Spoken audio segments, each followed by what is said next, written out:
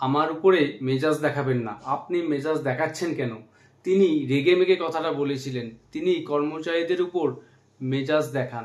তো এই কথাগুলিকে কিভাবে তোমরা ইংরেজিতে বলবে আজকের এই ক্লাসে সেটা তোমাদের শিখিয়ে দিব। সেই সঙ্গে আরো অনেক সেন্টেন্স রয়েছে প্রত্যেক ক্লাসের মতো। তো মনোযোগ সহকারে ক্লাসটি দেখবে। আর ক্লাসটি ভালো লাগলে অবশ্যই ভিডিওটিতে একটি লাইক, কমেন্ট এবং ভিডিওটি শেয়ার করতে একদম ভুলবে না।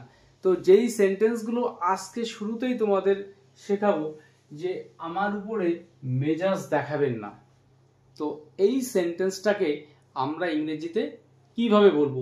এটি একটি ইম্পেরেটিভ সেন্টেন্স, নেগেটিভ সেন্টেন্স। তো শুরুতে আমরা নিয়ে আসবো don't. Don't snap at me, অর্থাৎ আমার উপরে মেজাজ দেখাবেন না। তো এই স্ন্যাপ অ্যাট এর অর্থই হচ্ছে কারোর উপরে মেজাজ দেখানো।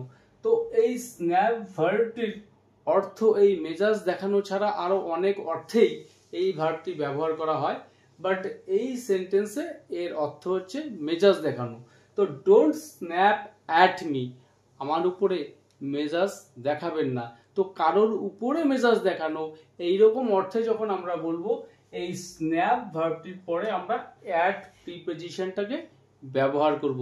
তো পরে আরো কয়েকটি সেন্টেন্স রয়েছে, মনোযোগ সহকারে দেখার চেষ্টা করবে এই সেন্টেন্সগুলোর মধ্যে কিভাবে এই ভার্বটাকে আমি অ্যাপ্লাই করছি। যে আমার উপর মেজাজ দেখাচ্ছেন কেন, তো এটি একটি ইন্টারোগেটিভ সেন্টেন্স এবং প্রেজেন্ট কন্টিনিউয়াস টেন্সের মধ্যে রয়েছে। তো এই সেন্টেন্সটাকে আমরা কিভাবে বলবো? Why are you snapping? Why are you snapping at me? আপনি আমার উপরে মেজাজ দেখাচ্ছেন কেন? Why are you snapping at me? তো এই সেন্টেন্সটার মধ্যে আমরা আলাদা আলাদা প্রোনাউন ব্যবহার করে সেন্টেন্সটাকে বলতে পারবো। Why are you snapping at him? আপনি তার উপরে মেজাজ দেখাচ্ছেন কেন? At her, at them, তাদের উপরে। তো বিভিন্নভাবে আমরা সেন্টেন্সগুলোকে তৈরি করতে পারবো। তো পরের সেন্টেন্স, তুমি রেগে কথা বলো কেন? রেগে কেন বলো? তো এই সেন্টেন্সটাকে আমরা কিভাবে বলবো? Why do you snap out your words? তুমি রেগে কথা বলো কেন, বা আপনি রেগে কথা বলেন কেন? Why do you snap out your words? তো এখানে আমরা স্ন্যাপের পরে আউট প্রিপজিশনটা ব্যবহার করব, কিন্তু যখন আমরা বলবো যে কারোর উপরে রাগ দেখানো, সেক্ষেত্রে স্ন্যাপের পরে অ্যাট। তো বিষয়টা মনে রাখতে হবে। এরপর তিনি রেগে মেগে কথাটা বলেছিলেন, ভালোভাবে বলেননি, রেগে মেগে বলেছিলেন, তো মেজাজে বলেছিলেন। তো এই সেন্টেন্সটাকে আমরা কিভাবে বলবো? সিম্পল পাস্ট টেন্সে রয়েছে হি অর শি। এখানে স্ন্যাপ ভার্বের সেকেন্ড ফর্ম আমরা নিয়ে আসবো snapped out. He or she snapped out the word. তিনি রেগে মেগে কথাটা বলেছিলেন বা মেজাজে কথাটা বলেছিলেন, যদি এইভাবে আমরা বলতে চাই। তো she or he snapped out the word. পরের সেন্টেন্স, তিনি সবসময় কর্মচারীদের উপর মেজাজ দেখান, সবসময়। তো প্রেজেন্ট ইনডিফিনিট টেন্সে রয়েছে, এই সেন্টেন্সটাকে আমরা কিভাবে বলবো? He always snaps. He always snaps.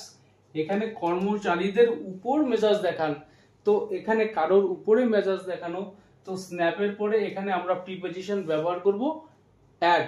তো he always snaps at the workers. তিনি সব সময় কর্মচারীদের উপর মেজাজ দেখান। তো এখানে এই স্ন্যাপ ভার্বটিকে ব্যবহার করে 5টি সেন্টেন্স দেখালাম। তোমরা চেষ্টা করবে এইরকম সিমিলার সেন্টেন্স নিজেরা তৈরি করার।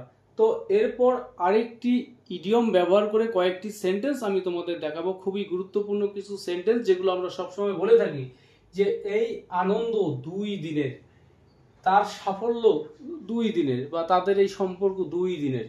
মানে ক্ষণস্থায়ী, বেশি দিন স্থায়ী নয়, স্থায়ী হবে না। তো এই রকম অর্থে আমরা যখন কথাগুলোকে বলি তার ইংরেজিটা কিরকম হবে, যে এই আনন্দ 2 দিনের, this happiness is a 9 days wonder. This happiness is a 9 days wonder. এই আনন্দ 2 দিনের। তো এখানে a 9 days wonder এটি একটি ইডিয়ম ব্যবহার করেছি। এই ইডিয়মটার অর্থই হচ্ছে কোনো কিছু সাফল্য বা আনন্দ যেটা হঠাৎ করে তৈরি হয়, সেটা কিছুদিন পরে আর থাকে না, এই রকম সিচুয়েশনে এই ইডিয়মটাকে ব্যবহার করা হয়। তো পরের সেন্টেন্সগুলি দেখলে পরে বিষয়টা আরো ক্লিয়ার হয়ে যাবে, যে তার সাফল্য 2 দিনের, মানে যে সাফল্য পেয়েছে এটা ক্ষণস্থায়ী না, এটা হঠাৎ। তো his or her success is a 9 days wonder. তার সাফল্য 2 দিনের, এটা বেশি দিন বজায় থাকবে না।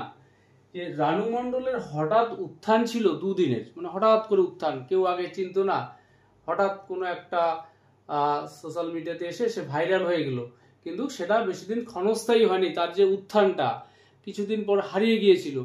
তো এই সেন্টেন্সটার মধ্যে আমরা এই ইডিয়মটা ব্যবহার করব। তো রানু মণ্ডলের উত্থান,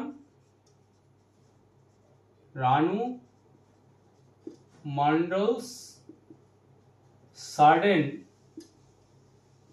রাইজ, মানে হঠাৎ উত্থান, রানু মণ্ডলের হঠাৎ উত্থান, Ranu Mondal sudden rise was a 9 days wonder. Ranu Mondal sudden rise was a 9 days wonder. 2 দিনের ছিল তার উত্থানটা। তো এখানে 3টে সেন্টেন্স দেখালাম। তো এই ইডিয়মটাকে কোন পরিস্থিতিতে ব্যবহার করতে হয়, তার কি অর্থ আশা করি বোঝাতে পারলাম।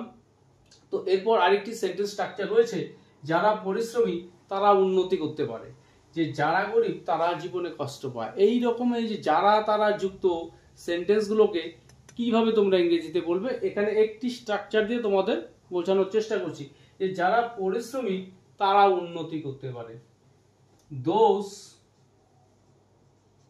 who are diligent